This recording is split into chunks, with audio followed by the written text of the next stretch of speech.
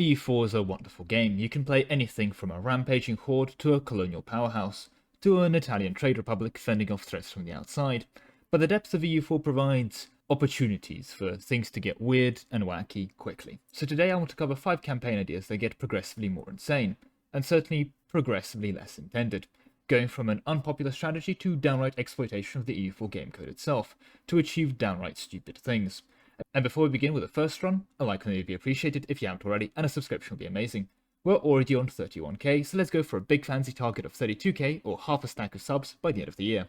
Anyway, enough self-shitting, let's begin with our least insane of all the runs progressed today, and one I'm mostly highlighting because I think it's a valid option that's really not gone for anywhere near enough that it should be, the Gotland-Denmark restoration. So usually when people are playing Gotland, they try to do things like Pirate Republic Gotland and do all the other unique stuff that Gotland has to come provide with you, and that's fair. That's one of the possible ways of playing Gotland. However, it's not the only way of playing Gotland. In fact, I'd argue that a very fun and very frequently overlooked way of playing Gotland is actually just going to be the restoration of Denmark. It's basically a plain Denmark from behind kind of run. However, if you choose to right at the start stand behind Eric, King of the Kalmar Union, you're going to get the monarchy missions for Gotland, which will allow you to reform Denmark. Now, of course, everything here so far is pretty intended, but the main point is go down the War for the Crown and these missions here, you're aiming to get back into control. And when you pop the final mission, back in control in question, you're going to go ahead and inherit Denmark. This can be abused to do fun things like inherit very hard buffs, as I've discussed here, and other shenanigans on the side. But it also means that if you want to feed Denmark like a billion provinces and let them core things for you, you can do that. Of course, the Burgundy method with France is the better way of approaching such a approach, if you want to go about it that way. However, it is still an option here as well. But in essence, this lets you become Denmark and play a Denmark campaign with a bit of a slower start with some very neat bonuses. The Reformation of the Danish crown, for example, is going to give you minus 25% liberty desire in any subjects you're going to have, which is actually really strong for a colonial empire. Not sure why Gotland taking over Denmark makes all your colonies 25% less liberty desirable, however, it certainly helps, as does the +1 monthly admin skill on your monarchs. Your nobility influence is also going to be shot through the bottom at minus 25%. So yeah, very intentional, nothing too crazy. You can feed a big Denmark if you want to or not, really all up to you. And you get to do a little bit of an inheritance trick if you want to feed Denmark a bit of extra land before you gobble them up. Nice, cool, and chill. Let's get something a bit more exciting.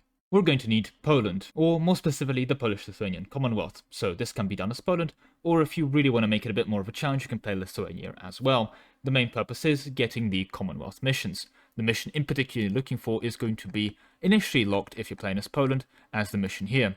Namely, you want to invest in Eastern Poland. So when you do enforce the Commonwealth, or form your Commonwealth, what does this mission do? Well, investing in Eastern Poland makes all provinces where wool now produce cloth. If you move your capital to the New World and conquer the entire world with no colonial nations and no subjects, this is going to make every single wool province in the world, or every single sheep province in the world, disappear. You will no longer be able to trade in wool because wool will no longer be a trade good that exists.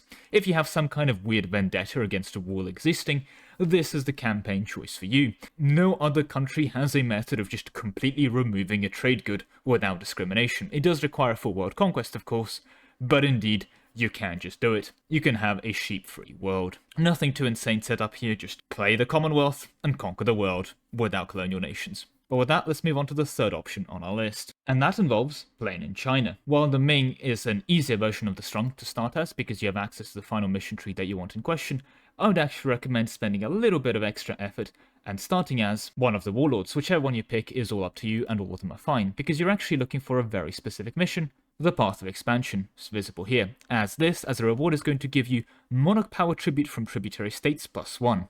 What's very crucial about this reward is it does mean that if you have a very small tributary subject, say an OPM, you're going to be able to get +1 monthly tribute from them. And this becomes really stupid for very small OPMs. Say hypothetically you're able to spam loads and loads of small OPMs as your tributaries. If only there was some kind of area where those could be acquired. Indeed, you would be able to get obscene amounts of monarch points from each one every single month, but it gets somehow even better.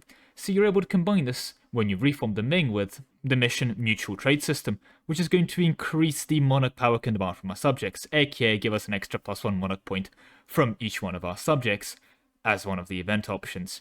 Oh dear, you're now going to be able to print 2 from every single subject, meaning that you're getting 0.16 monthly monarch point of your choice per subject. So to be clear, if you have 120 of any sized subjects going around, which takes a bit of setup but is certainly doable, you're now printing 20 monarch points a month of your choice. And on top of all the little Japanese OPMs that you'll be able to crush Sengoku Jidai and release as tributaries, what else can you do? Well, this is where the second fun part of this comes in. Not only do, again, you have access to loads and loads of possible tags to release from all these areas, you can also go ahead and grab mercenary ideas combined with influence ideas. Now, not only do influence ideas already reduce the limited design on your subjects and in your tributaries, they also, with mercenary ideas, give you access to the following policy, Client State Act. So you can create client states super early, which means you can quite literally release your own little pet, well, clients that you can then release, right? You can just break your vassalization with them, and then you can establish tributary, perfectly balanced. And because you'll be able to conquer new land and release client states in this way,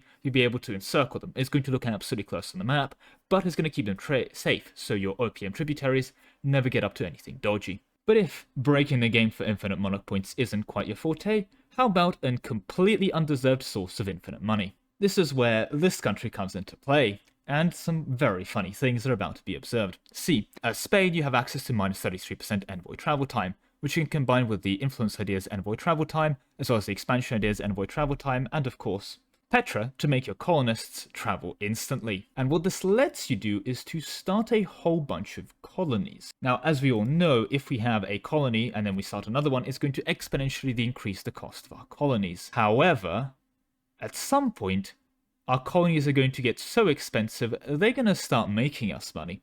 After all, an exponential increase means that it's going to exponentially get more and more and more expensive. And the most hilarious part out of all of this is that this has no impact on inflation, because anything in the expense tab doesn't impact inflation.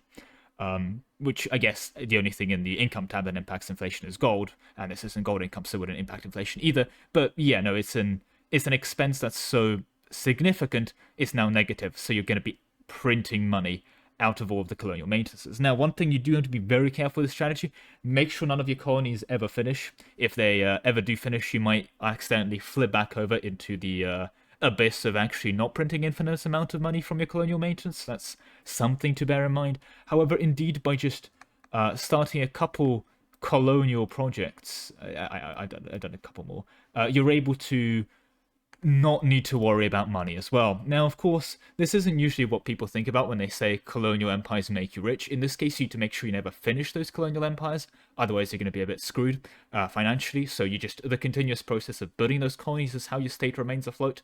But yeah, this is a way of printing absolutely stupid amounts of infinite money each month. And this is real money. If you want to just run a month tick here, we're going to see that we're actually going to make it. Oh, sure. Do be careful. It can stack overflow. Like in this case, we've made so much money, we've actually overflown, and we're now in copious amounts of debt and are about to go bankrupt. So just a quick heads up about that. There is such a thing as too much money. If you ever do want to turn down the amount of money you're making, you can. There is literally a slider of how much money you want to make with this, which is even more hilarious. Yeah, this is quite funny. It's just, how much money would you like? And again, this is technically Iron Man compatible in the most poetic sense of the term. However, the problem with infinite money is it still doesn't give you infinite force limit. Being able to force limit, I mean, it's going to cost you money, but it's a bit annoying.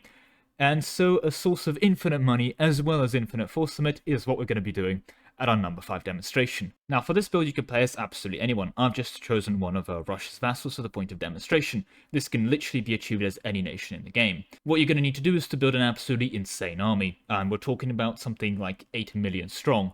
And right at the end, you're going to need to do something stupidly funny. You're going to need to give away all of your land to a vassal to nuke your force limit as fast as possible, hopefully in the same month so you don't go bankrupt. Because when you're over force limit, your army maintenance increases. As you can see, being over force limit is going to be expensive here, right? So we're currently not over force limit. However, if we go ahead and we hire a free company, it's going to put us over force limit. And when it finishes building, it's going to be quite a bit of money being over force limit like that. Right, let's see it being done now. Indeed, there it is. And as you can see, we're losing quite a bit of money because we're over force limit. This over force limit number is also exponential. Now, to demonstrate this without lagging my computer to death, I'm going to give ourselves this modifier I cooked up in 3 seconds, which just makes our troops significantly more expensive, because spawning in 8 million troops in one province is a great way of crashing my recording software. When they're spread out on other provinces, it's not that bad, I promise. Next, you to go ahead and, well, get a stupid amount of troops. And indeed, it works. You get your own money income slider. This one's a bit more dodgy. You can kind of customize how much money you want to be making or losing with this one. It's a bit more of a curve on this one, so it's a bit more enjoyable. But indeed, it's however much money you want. Not paying for your troops, you're making absolute bank. Paying for your troops, making bank. But sometimes you can choose to lose money. So it's a bit of a weird one. But indeed, this lets you kind of bypass the entire force limit mechanic, because you're going to be so far over force limit that it doesn't matter. You have an infinite amount of troops. Is this absolutely redundant at that point if you've got yourself to a state where you can build this many troops in the game however you want? Oh, absolutely. But it quite literally gives you a slider of infinite money in a cool way, while also giving you an infinite amount of troops for you to mess around with. Just make sure you don't gain force limit, because any kind of force limit you gain exponentially increase the amount of troops you need to have to be exponentially over the force limit capacity. Well, I hope you enjoyed this video. However, that is all I have time for today. Thank you very much for watching, with a special thank you to my channel members, especially Ark, Solar, Solemon, W Haste, Sebastian Haller, Chundog 2.0, Nick Huss, Duck Fortuna, Big Salad, Leb Josh, Gay Fug, Clockwork Norse, Golden Arrows, and Nanhatan.